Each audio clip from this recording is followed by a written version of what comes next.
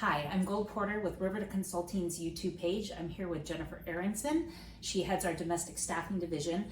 And I want to know if you could tell the audience what a day in life of a recruiter is like. Oh, geez. Well, on any given day, we have these blasts that we send out to our database populace, depending on the needs of our clients, which generate anywhere, many emails. Right. So a day starts with checking emails, Yeah. which tend to be a lot, and prioritizing our clients' needs, and then getting down into the emails and talking with our candidates and really starting the matching and pairing process. Some phone calls and interviews, and as we go through, I do a lot of prioritizing and seeing, based on resumes, how readable our resumes, previous experience, and really lining up what the client needs with what the candidates have to offer. And then really beginning just a relationship with candidates. Some are reoccurring, so there's just hey, I thought of you, thanks for touching base, or I think this might be great for you on this certain role. And just building relationships. Communication is key. We're always on the phone, or I really attempt to get back to people as soon as possible. It's not always the case because we have multiple positions at the same time, but it's just a lot of phone work, a lot of computer work, and then a lot of communication. So let's say there's a new candidate. They saw a LinkedIn ad and they want it's a chef job, let's say. Okay. They email, say, I'm interested in this job. What does the entire process look like for them in order for them to be put forward to one of our clients? Like, what should they expect? Okay, great question. So generally when I get new candidates, I'll send out a welcome letter introducing myself and the company, Riveter Consulting Group, and I'll ask for certain documents particular to the chef. In chefs, we like to have their portfolios of their history and their resume, their salary requirements, baseline, just basic information so I can get an idea of what they're looking for, what areas they're looking to be a chef in, and see if they're open to things like relocation. And just there's a bit of back and forth that goes on until there's a bit more clarity of what the chef is presenting for, what they have to offer, and what the role is, and if it's a match. Once I start to see that there is,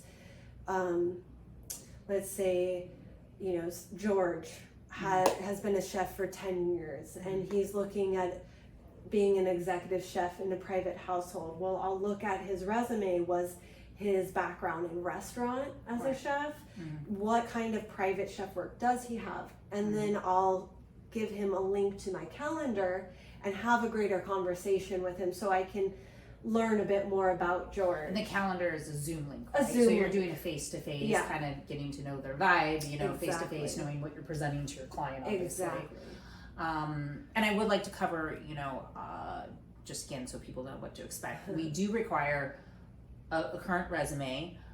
We do put profile pictures on our resumes because we, for clients, a lot of times we might be sending them 10 resumes. It's good for them just to kind of connect a face to a name.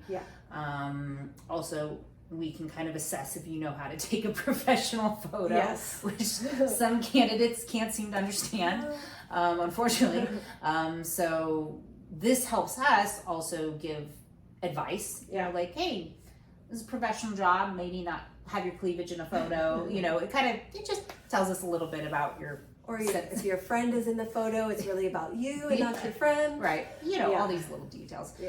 We also require driver's license, 3 professional references, and our background report signed. This comes up a lot. We do require that all this paperwork is filled out in advance. We never run background checks until an interview has happened and there's maybe like a trial or a job offer coming forward. We're not going to run it prior to that. We're also typically not going to call your references again until it looks like you have an interview or a trial. We don't want to burn through references. I get that a lot. Yeah. Yeah, but we do require Yes. having the information, because the last thing we want to do is present you to a client and be like, what are the references, and then you don't support, like, provide it. So we do have to have all those steps done. Yeah. I think one of the more difficult things we deal with is, maybe you could expand upon this, is that sometimes a client thinks they're the right fit for the job, right, based off a job description. But as recruiters, we don't always divulge everything our client has told us and the things that they want in their home and the personalities or the job experience. Like, we have the duties, that's what we describe in our job postings, but it's more nuanced, It is. And our goal is always to make the best match possible. And so truly, when we're maybe turning you down for a job, it's because it's not the right fit based off of information we know, and it's a hard conversation to have with the candidate. And we can't always divulge everything. But truly, we're looking to make the best match. And at the end of the day, the client is the client. It is what they want. It's not what you want. It's not what we want.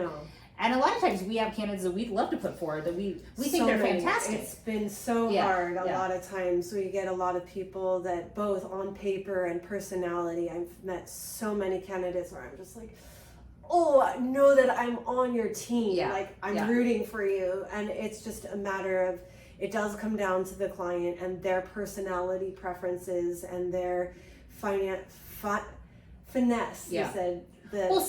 For instance, some clients are like, no, they have to have longevity. Yeah. And we can look at resumes, especially nanny resumes, and it's like, the kids aged out, the family's moved. There's always reasons.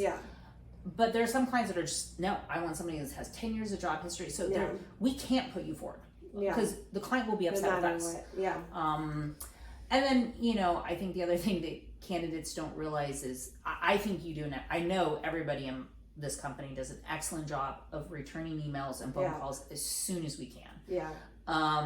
And sometimes we get candidates that are a little impatient, multiple emails, multiple phone calls. We do the best we can to respond when we can, but at the end of the day, we have a pretty big Rolodex of emails coming in and calls and interviews, and there's so many hours in a day, you can't fit everything in. No, and I think one thing about our agency that does make us special is we are a small unit, and which allows us to have that personal edge that a lot of bigger agencies don't have. And so if we don't return a call in a day, 2, 3, even our worst hope is 5 days. But I hope it's not that much. I hope not either. I hope not. We really make the effort to do an adequate turnaround time. But it can happen, and it really is only a couple of us at the forefront. And so I think just communications, we are a team that prides ourselves on great communication, and we want that with our candidates as well as our clients. And so, we make ourselves available, and if something isn't going as someone would like, I always welcome the open door to have a communication about it. And, as we both experienced in the last year or so, we have candidates can be very impatient, and then that impatience leads to rudeness, and rudeness leads to you not being put forward. I'm going to be blunt with you, because if you're going to be rude to us, how are you going to be to our clients? Like, if you're going to be impatient with us, how are you going to be to our clients? If you're not getting what you want right away and you have no patience or understanding to the process, I'm not going to feel comfortable putting you in front of one of my clients, because these homes they require a lot of flexibility. They are not working around your schedule. So, flexibility and understanding. And listen, there's always miscommunication. Things happen. I will always fall on the sword if, like today, I was supposed to give a reference for a nanny, and I had the call on my calendar and my alarm didn't go off. And so I felt awful. Like, I was like, I wasted your time. I had scheduled this time and I forgot. Things happen. So we all have to give a little lenience to human error. Yes, human error. I've experienced technical error. Something happens and candidate ends up calling me, hey, I'm on the Zoom for 10 minutes. Where are you? I'm like, oh, well, my Zoom didn't click over, or I was in the room. Where are you? So, just Things happen. Are all human. and to take into consideration when being put forward for a position that it is for the principals, and they, at the end of the day, it is their position. Yeah, they're the ones spending the money. They're the ones paying the salary. It is what they want, and even though we may not always agree, our candidates may not agree, they're the client, but we will always be respectful and try to help our candidates as much as we can, but we're not the boss, honestly. No, as much as I don't even know if I'd want to be the boss. Yeah, fair point. So I hope you get a better understanding of our recruiting process, how we put people forward, what would be required of a candidate if you wanted to apply. It is a little bit of a process, but we move pretty quickly. Once you send a resume, we communicate, set up an interview. If it works out, we'll probably submit you to a client, but sometimes clients go dark, sometimes they disappear, sometimes they just don't get back to us. And, we get sometimes candidates that are a little irritated because we haven't given feedback, and it's because we literally don't have feedback. So patience all around is very helpful in this process, and we have amazing relationships with our candidates, because as long as they understand that and know that we're looking out for their best interest, and we both trust each other in that way, we'll continue to work with them, and they'll continue to work with us. Yeah. Hope that helps.